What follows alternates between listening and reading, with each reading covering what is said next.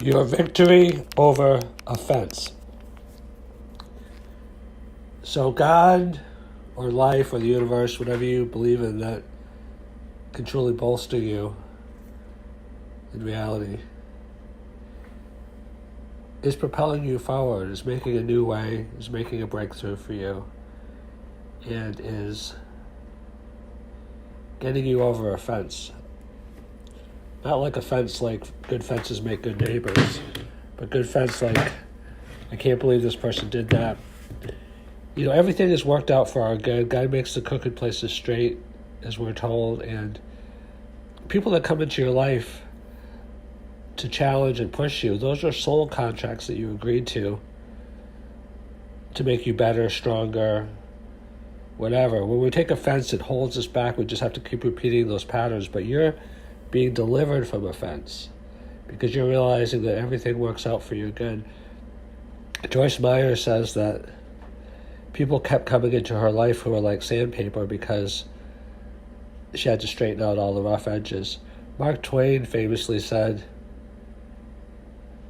"Don't wrestle with a pig. You'll both get dirty and the pig will enjoy it." Are you wrestling with pigs? And that's not meant to demean anybody in this world, but are you wrestling with people that just want to bring you down and make you dirty? And as Mark Twain says, the pig will enjoy it. Why are you giving satisfaction to people that just enjoy demeaning you or being in conflict with you? Like if you have self-esteem, you don't want to do that. And I feel that God is delivering all people from that little by little. You're having your breakthrough. You know, the things that used to bother you don't bother you so much because you can replace a bad habit with a good habit. Like, you know, just sitting on the sofa and eating potato chips all day can be replaced by exercise, by meditation, by friendship, by love. You know, it's like you can't be angry and grateful at the same time. That's why they say, you know, practice gratitude. You can't be afraid even and grateful at the same time. So practice gratitude. Think about gratitude, study gratitude, Google gratitude, YouTube gratitude. What does it mean? How can you apply it in your life? You're not going to wrestle with pigs anymore. You're not going to get yourself dirty. You're too clean for that. You're not going to let your enemies enjoy you becoming emotionally upset and involved. You're not going to take offense because offense, like they say, forgiveness is the gift that you give yourself. When you're offended, they say that hatred or jealousy, I forget which one, is like taking poison and then hoping that the other person dies. I mean, it's crazy. Like, you know, in this life we're supposed to love and support each other.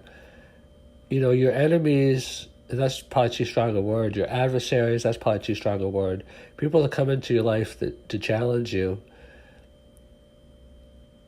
As Joyce Meyer also says, let the trials of life make you better rather than bitter. Your adversaries, your challenges are your friends. These are soul contracts that you entered into to help each other. You're helping them and they're helping you. If it wasn't for the challenge, you would be less of a person. They say that the benefit of success, you know, however you define it, materially or otherwise, is the person that you have to become to achieve it. You can't go from $0 to $1 billion or 10 billion or 100 billion without developing and growing as a person.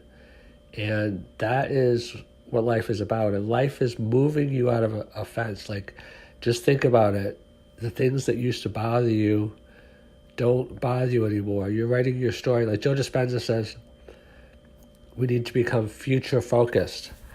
And we can do that by examining our future. Like, you could do vision boards, you could do meditation. The more you think about your future, the less you're enamored with the past. It becomes like plasticity Sorry. If I could speak, it would be good. It becomes plasticity of the brain. You're actually creating a new reality by your thoughts because you're rewiring your brain. You're rewiring your brain. See, Joe Dispenza also says that most people are just living in their past, and I think he said like 90% or so of our thoughts every day, 85%, 90%, whatever, are just the same thing. We interact with the same people, we go to the same job, we drive the same way, we do the same things at home.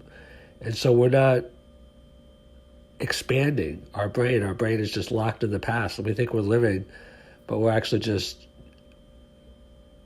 living in habit, doing the same thing. So try to do new things, try to be future focused. You'll rewire your brain. And as you're living in the future, your golden future of what you want, your hopes, your dreams, it'll become a reality because you're reprogramming the brain. There's something called the reticular activating system. Again, I wish I could talk. Ed Might and a lot of other people talk about this, where the brain, because this is like the power of the subconscious. You've heard it's not what you consciously tell yourself, but it's what you subconsciously believe. When you focus on something, it becomes stronger in your subconscious. Like if you always focus on the future, this is why visualization is so powerful. Like great athletes always do visualization because it conditions the subconscious to have a certain result. Like they've done studies where they did, I think, 3 groups. Don't quote me exactly, but it was something like one group just did nothing. That was the control group. One group took like whatever it was, 50 or 100 foul shots every day for practice. And the other group never took any foul shots for practice. They never even stepped on the court. All they did was visualize making every shot. And they found out that it was something like the group that did nothing did the worst. The group that practiced did better. But the group that never practiced, all they did was visualize, did the best.